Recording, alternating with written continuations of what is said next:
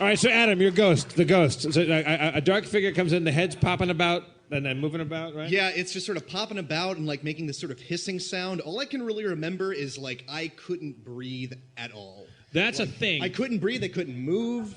Sorry, I'm stammering, but I remember being in my bed. Well, that's a thing. There's a chemical in your brain that paralyzes you when you're asleep, right?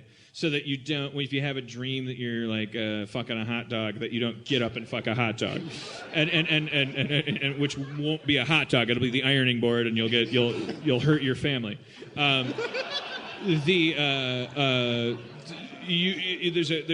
you go into deep sleep, there's supposed to be like, your body can't move, and so your brain goes into this state where no matter how much flailing around you're doing in your sleep, you're not actually moving. But then there's this weird thing that happens. We've all had this experience, probably everyone in this room, where you wake up and you're fully awake, but that chemical has still paralyzed your body. And you can't move. Like you're awake and you can't move, and like sometimes you can't breathe. That hasn't happened to you? I've never had that. That's really? Sleep paralysis. Yeah, that happens. Well, for me, like they say, like in your dreams, like when you're trying to run or just even jog up a hill, that your legs are sluggish and you can't move. That's your brain, like knowing that they're like the chemicals your brain administers while you sleep to make you really just fall asleep and your eyelids shut and like everything work and shut down. Like your brain knows that, so you're kind of paralyzed during your dreams. I've never had that in my waking state, though. So when people are, all this shit that happens to you in your sleep, it's all just various combinations of different sleep disorders. Like sometimes that paralysis chemical is not working right, which is the sleepwalking. But Adam, were you awake? Did you feel that you were? Yeah, like I had been awake for a few minutes when it happened, and all I remember is I was hearing, the hissing sound and the head popping back and forth, and I kept wanting to say something like wake my parents up. Yeah, and tell you them want what to was scream. happening, and I couldn't, and then like scream. The next thing I knew, it just disappeared. Yeah, but then after it disappeared, did you then go, ah! Even though it was too late? Like, that's what I did. I remember like waking up. I remember being wide awake in my bed when I was like 17, and I remember the full-on, perfectly vivid image of an absolute like corporeal woman, like a witch in a black robe, starting from the corner of my bedroom behind my bedroom door, taking full strides over to my bed and like covering, like getting in my face, like like a real person. And I was wide awake, and I couldn't move while she was doing it, and then it kind of like disappeared in a cloud, but I was wide awake and in cold sweats, and then as soon as I regained my faculties, I went, "Mom!" I was 17. It was so embarrassing. They say. And she rolled over and goes, "What is it?" Real nice, Jeff. And I say, "Stop giving me shoulder rubs and get to the real deal." Is there anybody in our audience, and don't be embarrassed, you're not going to get bullied, like, for real. Like, I guess by applause only because we can't see you. Is there anybody who is, like, you're just waving for, is there anybody in the audience that wants to just wave? But beyond that, is there anybody in the audience that believes in alien abduction, like, mythology? Like the idea that there are aliens, okay. How about a woman? Any gals here believe in it? Well, there was applause. Anybody want to come up and talk about it? Is there anybody willing to come up and talk about it a little bit? You believe in it, right? He's not a lady, but he believes in it. Let's welcome whoever you are. What's your name, sir? Casey to the stage, everybody. Spencer, alien monster. Is that okay? You see a circular beam of light. Floating down from the heavens is a green, ghastly figure with a large, oversized head. It's like an alien. All right. Jeez. That was too over the plate. Yeah. I don't do sci-fi. Yeah. Okay. Message there. Spencer's bored. That was the message. Yeah. Some bullshit's happening. Go to Hot Topic if you want this kind of crap. I cater to a specific crowd. Go fuck yourself. All right, Casey. You believe in alien encounters, abductions? Yeah, sure. I mean, is it based on anything? Any What do you base that belief on? That it would be rad. That it would be rad? Yeah. Oh, that's why I believe in hot tub parties. I was writing a screenplay when I was like 23-ish, something like that. That was an alien abduction comedy. It's going to be like a new Ghostbusters. And I started researching all this alien abduction shit, and I got really freaked out because I got frequent nosebleeds as a kid, and I had all these, like stuff when I was asleep, and I started like it gets in your head. I thought that I really thought aliens were abducting me, Jeff. Well, no, I mean, people have instances where they have blacked out or something weird has happened, and then the next morning you wake up and there's a physiological difference. Maybe you lost some hair or an ear or something. An ear? Aliens, it may have occurred. Does anyone in the audience think they've been abducted by an alien? Applaud. If you can overcome your telepathic chip. So Casey, you're just saying your mind is open to that possibility, that you think that people, like you believe, you want to believe that people have been interacted with by aliens. Yeah, my mind is unencumbered, but in that way. That's real groovy, Jackson. Mine too. I mean, I wouldn't rule it out. I don't know. Certainly not. Why bother ruling anything out? Yeah, I don't believe in ghosts. I have a logical, skeptical mind. I don't believe that ghosts come around and fuck with you and go and throw a plate across the room. However, I had an apartment that is now our friend Rob Schraub's apartment. Rob Schraub is how I know Dan Harmon. They were writing partners. And I had to move out of an apartment in L.A., Casey, and it was a great apartment. But I couldn't afford it because my roommate moved out and I was broke.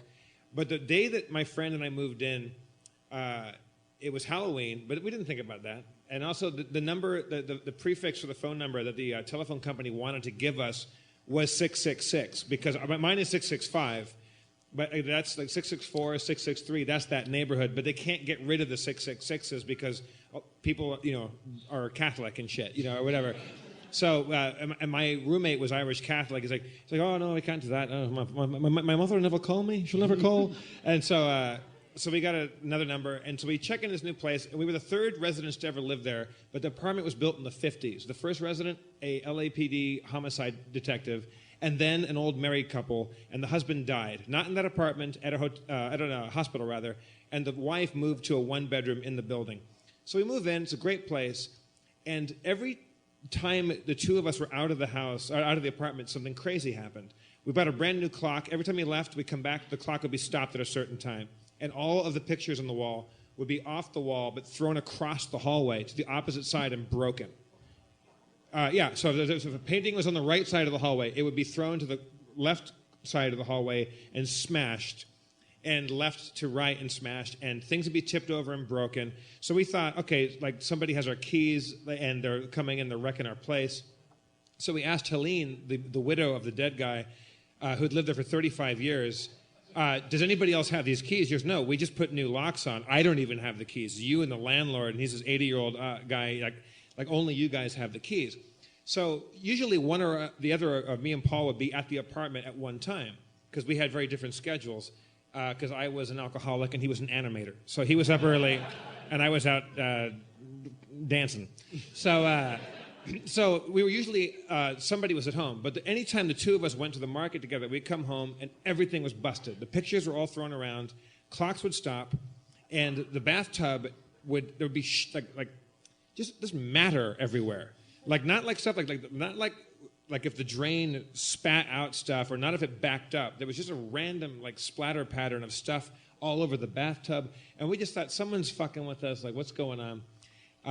That kind of goes away a little bit. We go into we find there's an attic in it. We go up into the attic and we look up, and it's LA. It's 78 degrees out always, and in the attic it should be hotter because the heat rises. I get up into the attic and I look up and I see some old Christmas decorations and stuff, and instantly the temperature drops to what feels like 55 degrees, outside the draft house right now. And it was instantly just crazy chill comes over me. And I kind of get this weird feeling, and I don't think, ooh, scary ghosts. I just drop back down the little ladder. I go, Paul, go check it out. There's some cool stuff up there, just to get to get a real reading on this. And he climbs to the ladder and puts his head right down. He goes, Jeff, we're never going up there again.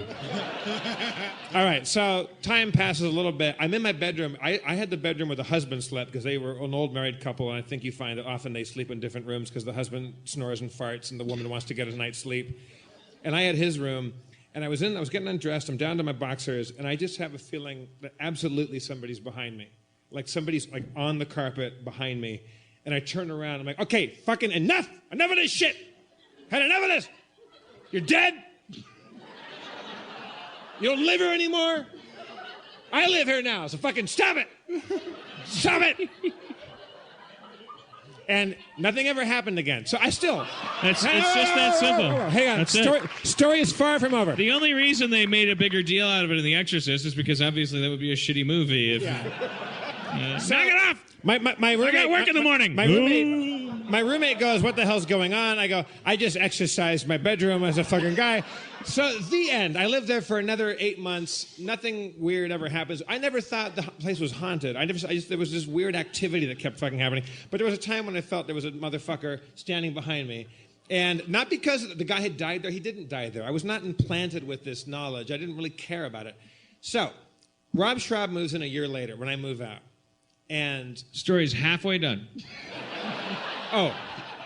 No, this is like page 2 of 100. So we're at a bar. Rob Schraub is we're at the drawing room, the Burgundy room, and Rob comes out and he just gets a screwdriver and just boom, just drops it. Gets a bartender, another, drinks it straight down, another, and he's drinking it. I go, Rob, what the fuck? I've never seen you drink like this. He's like, oh, man, like I don't want to go home sober.